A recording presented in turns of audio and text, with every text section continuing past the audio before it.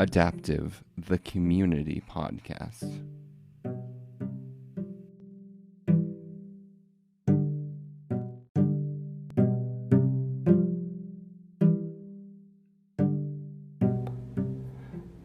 Adapt the Community podcast is made possible through Anchor.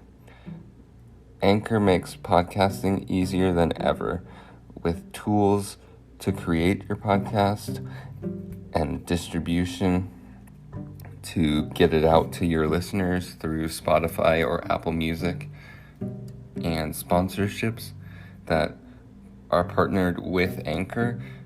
It is super easy to get paid for your podcast fast. If you have something to say to the world, say it with Anchor.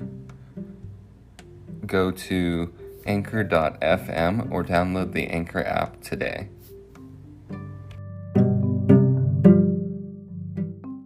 Just a quick note before we start this show. Due to the coronavirus pandemic and the status of Colorado, we were interviewing over video conference, so there is some feedback and some weird video conferencing noises throughout the episode. Thank you again for listening. Hope you enjoy.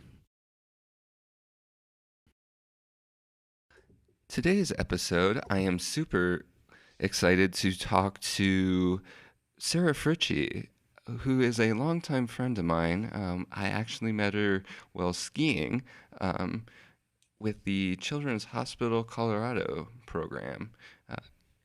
So welcome to the show, Sarah. Want to give us a little background on yourself? Yeah, thanks for having me, Sam.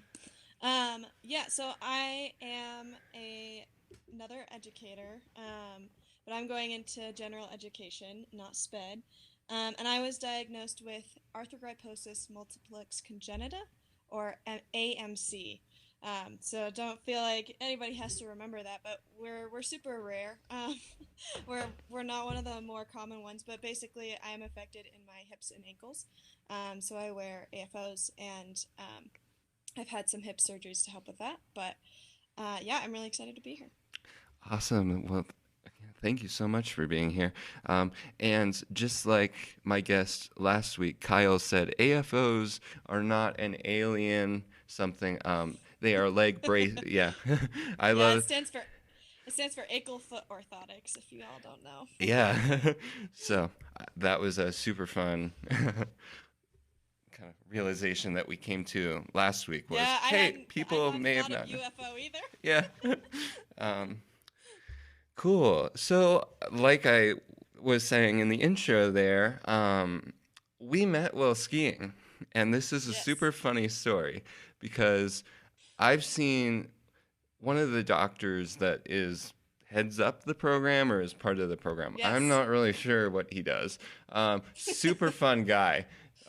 Gives children candy. That's what he does. Yes, but he calls them vitamins, so they're healthy just a little bit by terminology. I've seen him since I was 5, and every surgery I've had, he's had some hand in. And so he's like, hey, you should ski. When I came back to Colorado in 2011, you should ski with my ski program. And I'm like, uh-huh. And my mom was like, that's awesome. And then, so I agreed. More often than not, my mom agreed. And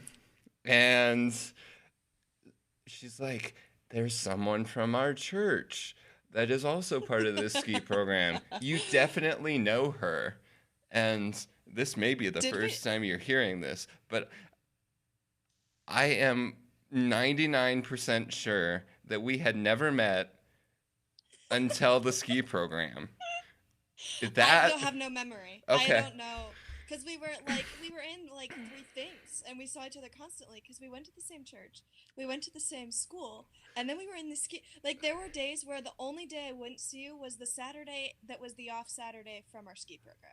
Yeah, and So I may have like seen you around, but I don't think we ever had a conversation up until that point. No. Okay. Well, and we never talked to each other except for on the bus. Oh, absolutely. Like, I mean, I may say like, "Hey, Sarah," in the hallway, Right. but Yeah. We didn't actually talk in any of our other like eh, scenarios. yeah. Um, Um, but yeah, I also had surgeries done by that same doctor, and I assume that's how we got into it as well. I'm sure he was the one who told us, and he referred me to the hip doctor that I saw and everything too, because that wasn't his expertise. But um, yeah, so he's great. I had a really good experience with that program. I think you had some other ones, but I really like that's the only sport that I do, and so it was like really empowering to get to like feel like I was fast and like move around a mountain. And I really benefited from the like one-on-one instruction that they had because I think it would have been really hard for me to learn how to do skiing properly with an able-bodied teacher or program. So right. For sure. And I mean, I don't think I had an outwardly negative experience like specifically that I can pick out. Um, yeah, I just think that skiing was just never my sport. Um, right, I think when I was able to find climbing, and that's kind of like when I have the same feelings that you just described about skiing, those are right, some of my similar feelings about climbing. So it's not that yeah, I had an outwardly negative experience with that ski program. It just was more of my mom's choice than my choice. right. Um, Yeah, no, definitely it was the skiing itself that was not the fit for you. yep, Yeah. yep. And I think, didn't you have like difficulties because you had different people with I forget what it's called, Sit the like ski? tethering thing? Yeah, yeah. So I never had consistency. Like, Right. I always seemed to, because I had two people. I don't know if you had one or two. I had two at first, and then I moved to one Okay. after a while. So with the kind of ski that I skied on, I was always paired with two, and Hmm. there always seemed to be someone missing any given weekend. So I never ended up with consistency. So that may have been part of it Yeah, too. Um, yeah. there is at That's what I remember you telling me at the time was that mm, was your main frustration. right, So, and different people understand disability in different ways, and that's absolutely fine. Um, yep. but some of that frustration came from that as well. Um, I did not from the hospital program, but the program that the hospital partnered with up at Winter Park, NSCD. NSCD. Thank you. I had skied with them since I was 5 because it's something my parents enjoy doing. So, um, is anyone else seeing a pattern here? I'm just throwing that out there. There was a guy Tony up there that I don't know. I clicked with Tony. I feel, and so anytime that I was able to ski with Tony, that was a great day. But Yeah. I just was never Well, able and to. I was also not a sit skier. I just had the only equipment adaptation I have is like like a thing in my boot to make up for the fact that my feet aren't flat. Okay, And the boots actually give me about the same support that my AFOs do. gotcha. So it kind of just feels like the equipment already like supports me. So it is also one of the few places that I can go publicly where my disability really is pretty invisible. So Right, and yeah, that's something that I just uh, can't do as easily. So yeah, yeah, I think the as you were introducing yourself, I think really something that's interesting is we are both education majors in school yeah. right now, um, and I'm in a very specific special education program, and you are in a early education program. It's So, actually elementary education, but oh, yeah, okay, elementary. yeah, because early education would mean like preschool, kindergarten ish, My bad, or my sometimes bad. they do like it's fine. It's just clarification, but yeah, because I Yeah, want for to work sure. with like third, fourth, fifth grade ish. So Got yeah, you. Um, yeah, I think at least at my school, they lump that all together from K to 6, and then 6 to 12 is what's Yeah, considered and maybe your secondary. school has a different like technical term for it. Who Yeah. knows? Who knows? I don't know. Terminology, whatever. No, terminology is important. Don't get me wrong. No, but I think it'll be interesting to kind of talk about some of the things you've learned in your courses, some of the things you've seen versus some of the things I've Hmm. learned in my courses and some of the things I've seen. Um, for sure, because Yeah, at the base, it's achieving the same goal, right. educating the next generation, but everything else about it is slightly very different to Slightly very, yeah. slightly Well, very it's because we different. have Yeah. two different specialties, right? Like, Right. because I really want to be a classroom teacher, and for me, like, I'm not a super athletic person, and I'm less comfortable with like working with other disabled people in the sense of like if they needed something um, on the more physical side, I want their needs to come before mine, and for them to have the right people. But you're more athletic than me, so I think you're more comfortable with that kind of role. Um, if that's correct to I say. mean, I think I am comfortable with the idea of helping anyone kind of where they're at. Um, Hmm. I have had like points in deciding to make this change um, because this wasn't always my path. This is um, Right. only my fourth. This is my fourth semester taking course specific stuff for education. Before that, I was graphic design, very different. Um, Right. so that was some of my like, can I really be the most effective special education teacher that I Yeah. can be with my disability? And I think I came to the realization that, or not the realization, but the understanding that I don't necessarily need to, um, you know, take it all on my shoulders. Mm. Within special education, we have paras, and on the East Coast, I've heard them referred to as aides. Um, Okay. but para is the terminology used in Colorado, I know. Um, Yeah. and so, like, I know that there is a support team around special educators. Um, Hmm. so if I need to utilize one of my paras or one of my aides, depending on where you are in the country, Right.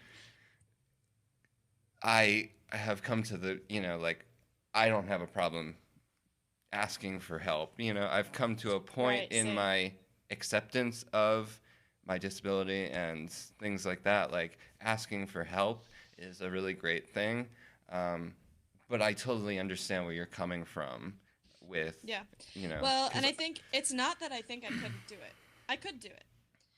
But I also I'm just more passionate about other areas of it as well, of education in general. Like, for example, right now I'm working with emerging bilingual students for the most part. So, and that's a different area of education that also needs specific training, but is being integrated into the education system in Colorado more broadly. So, yeah, that's awesome.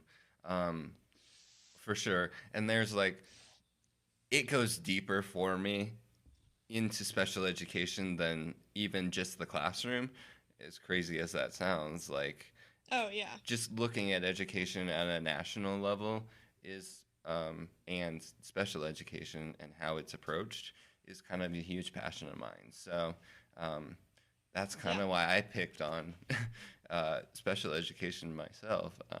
And it sounds like you have things that go deeper than the classroom for your choice Yeah, as I do. well. So, Yeah, I think it's just that like I feel like I can advocate for more things that I'm passionate about in a general education role, and I can advocate for the disabled community in a different way as a general education teacher for sure. than someone in the sped role would be. So, Absolutely.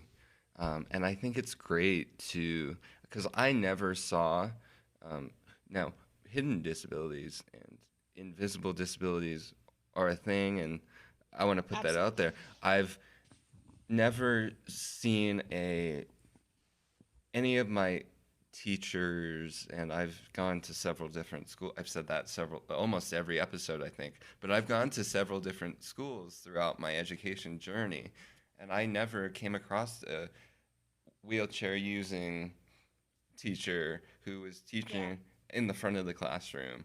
I've, Yeah. or someone that had a noticeable um, different walking gait than Yep.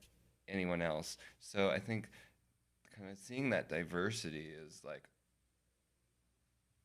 really important to kids in a young, and that's another element of like, okay, I want to be a I want to be a classroom teacher, and I want to be the teacher. I don't want to Right. just come in every once in a while, or so that's Well, because kids need that representation, like right, like especially disabled kids, they need to see themselves in a role model. But also able-bodied kids need to see us so that they don't think that we're totally like incompetent, like that we, right. realize that we have lives and all of those things. Because yeah, we don't know how to talk about disability very well in this country, in my opinion. So No, I don't think we do either. And I mean, I was just talking to my cousin, and we were talking about the ADA, Americans with Disabilities Act, for hmm those that yeah, don't know the acronym. Um, and we're like, it was like a law was written and then shoved in a drawer for 30 years. And uh, yeah. I so think the last time it got any update was like 2008, and I don't think it was that big of a like change. So it was So because I've looked at it for courses and had to take notes. There were elements of it that were updated in 2010, I want to say, and then there okay, was a bigger update that is referenced for education and some other elements in 2004. Um, but yeah. Do you mean no. IDEA or Um, so IDEA, yeah, we'll talk about IDEA, or the um, Individuals with Disabilities Education Act, is again, acronyms are like full in this episode. yes, we will have to explain all of them. It's Yeah, fine. for sure. So this is kind of the big piece that special education focuses on. We focus hmm on state standards and all of that. Like we still have to meet those, of course. But hmm we're seeing, as I understand it, and I'm going to say again, I'm an education major. I haven't been in the classroom um, like a teacher for 10, 20, 30 years has been. So if we missay something or misrepresent something, please let us know because I want to Yeah, I learn already at got the least. date wrong even. So Yeah. um, and we're taking kids in special education who are struggling to meet their standards, um, yeah, which there's no, everyone learns differently. There's nothing wrong with having to take a different approach. I mean, everyone knows I did. If you've listened to the first few episodes, I talked very openly about my learning disability. Um, and so the IDEA, acronyms, or yeah, um, kind of qualifies under 13 categories. And it's a list of 13 that you're really qualified or not qualified, but you're like if you've got any of these or a couple of these, okay, you're going to end up on an IEP or a 504. Um, right. so do we need to explain the difference between IEP and 504? IEP is individual individualized education plan. That's what Yep. I had in high school. And then there's Yeah, 504, which yeah, that's what I had. Yeah. okay. um, and so the difference is basically, and then please jump in at any point. Um, hmm IEP has more modifications or can have more modifications on it. 504 has accommodations. And Yeah, I feel like the 504 addresses disabilities that, like, my disability is completely physical. I don't have a learning disability. So, all of the things that I had in high school, like I was allowed to use the elevator. I was allowed to have a rolling backpack with me, even though generally speaking, you weren't supposed to have backpacks or whatever. That might Hmm. have actually been middle school that had that rule that I had to have that for, but Because high school, they um, just ran out of lockers. And so they're like, I feel tough like there were cookies. backpacks and yeah, Yeah. I feel like there was backpacks in high school more, but in middle school they didn't let us, so I had to have that. And like when I was recovering from surgery in middle school too, that was like we just added specific things to my 504 for that year, Hmm. and then they were removed when I didn't need them. Hmm. Like I got it also. Oh, here's something I didn't talk about with you before. It also got me out of PE classes Yeah. because I tried to take a PE class in high school, and my hips were like, no, No. please don't. So I had to, So even with an IEP, I still had to have the principal sign off on my PE credits not being taken. yeah, I think he had to do that for me too, Okay. Yeah. but I don't really remember. It was pretty. I don't know. Yeah. Which I find interesting. It's like I am,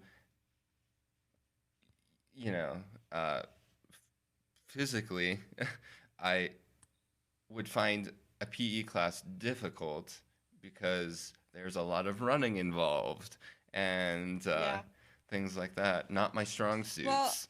and I took it in elementary school, way back when, and I had this fantastic uh PE teacher in elementary school. Like I need to go like call her, write her a letter or something, honestly, because it's taken me a while to realize how great she was, but she was fantastic because Yeah. um she taught me how to advocate for myself almost. Like Okay. she was so receptive. She would be like, "How do you think we should?" She would either suggest things or just listen to my suggestions about how to adapt the activities we would do, Yeah. and she would just go with it. And she didn't ever tell me, "Oh, we can't do that," or "Oh, we should do this other thing." She always just was like, "Okay, cool." And Yeah. that's honestly how things should be with things like that, with getting accommodations more of the time, in my opinion. So, Honestly, and I have a very similar thing with PE teachers. Because that's kind of when I shifted schools around a lot. So right. I had three or four PE teachers that I came across. There's not like one, um, but they all, at least my experience, most PE teachers that I came across were very comfortable with the idea of, okay, you're struggling to do this activity like this, let's try it like this. Um, Yeah. I don't know, but they always seem to be the fun teacher in the building too. More So flexible, yeah. right. So I don't know. Yeah, that's interesting. Um, I guess that can kind of just bring us into. We brought it up quite a few times in the last few minutes, but we did go to the same high school. But Yeah. like you said before we started recording today, I think we had very different experiences Yes. of our high school. Um, Are there things that stood out to you when you saw me in the hall, or you know, um, and then I mean, I I guess kind of, I'll vice versa, and when you're done, I'll kind of tell yeah. you what I saw. Yeah, with you, I mostly just noticed like your gradual transition from different devices that worked for you. I don't think I really noticed much else for that. My own experience was mostly just but my 504 emergency drills being annoying.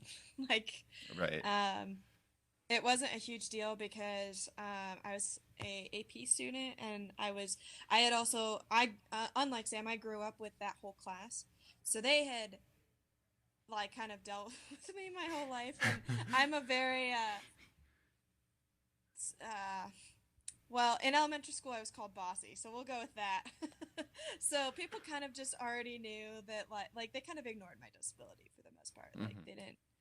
It wasn't like we really talked about it much either, because I wasn't really in a place yet.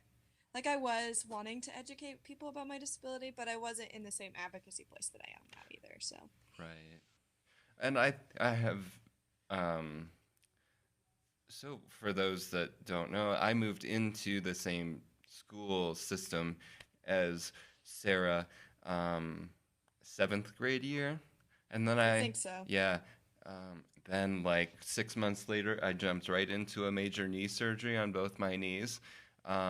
So I walked in with this kid that kind of walked funny, and then he disappeared for, I don't know, 2 weeks maybe. While I had maybe 3 weeks when I had Uh-huh. the surgery, and then I was recovering, and then he came back, and he was in the hell of a wheelchair. I mean, it was this big thing that stuck out pretty far in the hallway, um, and then I recovered from that over the summer because it kind of was spring at that point. So through the summer and Yeah, stuff like wasn't that. that the one that you had done multiple times? Yes, we're getting to that. Ugh. So yeah, then in eighth grade, I had to have it redone because my body's just so awesome. It snapped um, some surgical wire that was anchoring my kneecap to Ooh. my femur Ow. or something like that.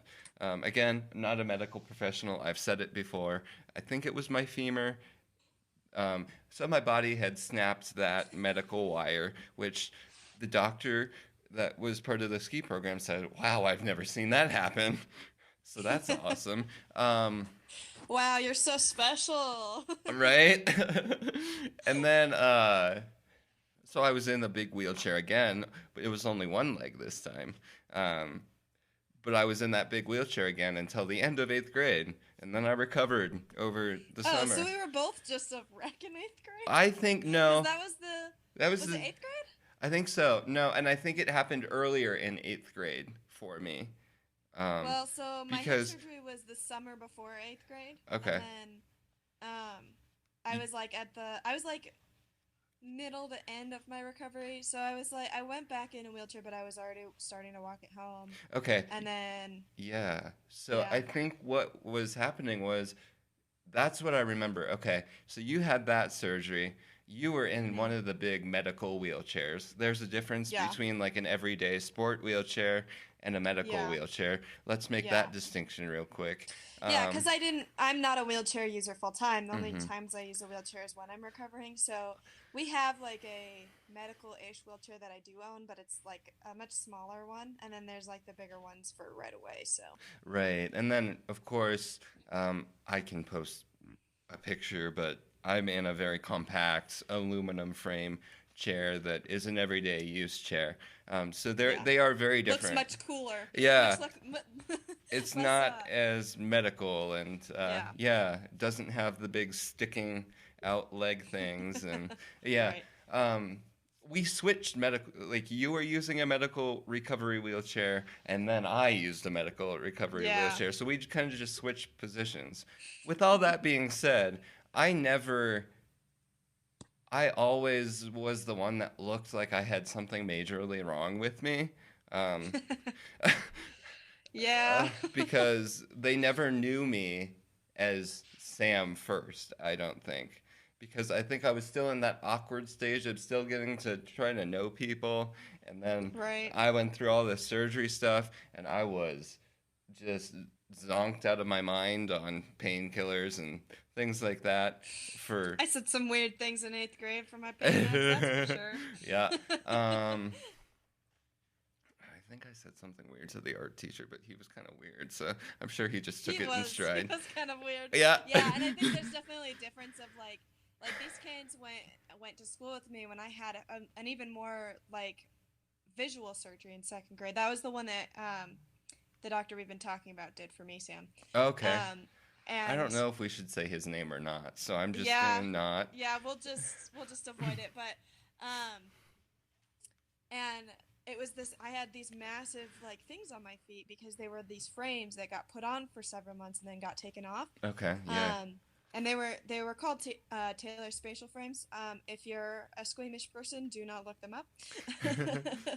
um, but yeah, and like I usually had them like covered with a blanket and stuff. But like after that, like that was the only time kids ever made fun of me, and I shut it down pretty quickly. Yeah, And I I'm kind of sure. proved myself academically too because I wasn't.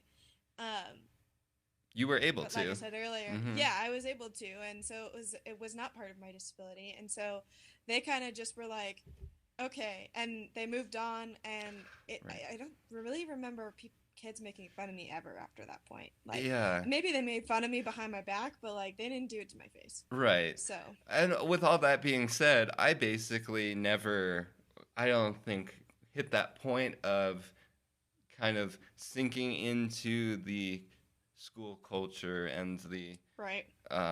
community culture as you did. And so I think there was some of that Yeah, going on as well. Now in high school, I wasn't popular. I wasn't popular or anything, but that was honestly possibly for other reasons too. So, yeah, um, uh, yeah. yeah, for sure. Not like for sure, like I agree with them, but No, you're fine. um, so I never really hit that point, and so then I think some of that feeling that the kids had drained off onto the teachers a little bit of not really understanding my disability. Um, and I say that with having conversations with a friend of mine that was a teacher of mine, and just kind of the way that they thought of me in early high school Right. versus later high school. Um, I think some of that, there was some misconception of how smart I really was and Right. things like that, which really just drives into like an ableist mind frame. Um, Well, and then there's the stigma of having a learning disability that comes with that. And it's so, like, I mean, it's bad at every level of K-12 schooling, but high school and middle school, it's pretty hard. yeah, for So, sure. Um, I guess my next question for you, I know we've really just kind of bowled into fun, heavy topics, um, is kind of looking at your classroom, having the perspective and life experience that you have, how is hmm that going to change your teaching methods in your classroom, if it is, or kind of how are you going yeah. to approach your classroom differently that you would Yeah, I like to? think I can't remember when we talked about this, but like I've said before, I think having that role model is really important. So, like for example, on the first day when I work with students, I will be telling them, you do the little slideshow, this is who I am, and that will be part of it. Hmm. And I will invite students to ask questions. Um, and some days, like I'm gonna come in with my forearm crutch, which is one of the tools that I use when I'm having days that aren't as good, and they will see that, and they will see that it goes up and down. And I think also it will be interesting for me too to work with other disabled students because I think that's something that I need to think a little bit more on and explore a little bit because I want to be able to teach my students how to treat disabled people well and respect every individual disabled person's preferences for how they communicate about their disability because every person has their own. And I think it can be tricky to communicate what my preferences are versus how to treat the disabled community as a whole. Because I will prefer certain terminologies and I am very open to questions, but that doesn't mean that you should go to your peer who has a disability and go interrogate them about their disability, right? So, and just like ultimately, it's just an addition of teaching kids how to interact because nobody knows. Like, Hmm. even we sometimes don't know how to interact with each other. Right. Like, so we need to address that in schools. And I think just by kind of being myself and reminding kids of how to treat people, that I'll be able to do that. And I'll have to react to who knows what, because you never know what's going to happen in your classroom. Yeah. Ugh, that is that is something that I am like I fear slightly, but I'm also like, oh, at Yeah. least it will be like a good memory after the Yeah, fact. it just takes a lot of like um, getting as much experience as you can and then reflecting on it afterward. Like when you have a tough moment with a kid, I was talking about this with one of my mentors recently. Is when you have a bad moment and you don't react well or you feel like you could have acted differently, you just got to reflect and move on so that you can do it better the next time. So, For sure. Yeah, and I think that's just like a good reminder just for life in general. Like absolutely. reflect on what could have gone better, what went really well.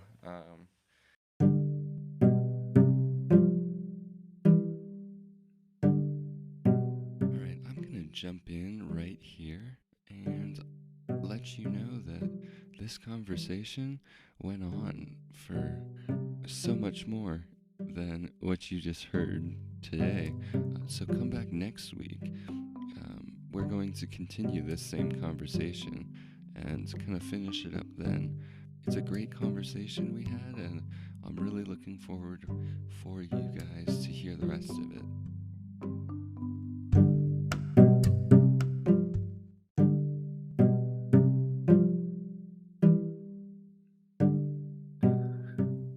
Thanks for listening to Adaptive, the community podcast this week. A few quick reminders before you go. This week's episode will be also uploaded to YouTube. If you want to listen to it there, you can also listen to it Spotify, Apple Music, and anywhere you listen to your podcasts. Another thing is we will be back with Sarah Fritchie next week to finish up this conversation. So I hope you will join us next week. If there was a term or an acronym used in this week's episode that you're not familiar with, check the description. I have provided a list of terms and acronyms that we may have used in this episode this week, and I'll continue to do that for future episodes from now on as well. Have a great week. Thanks again for listening. This has been Sam White with Adaptive, the community podcast.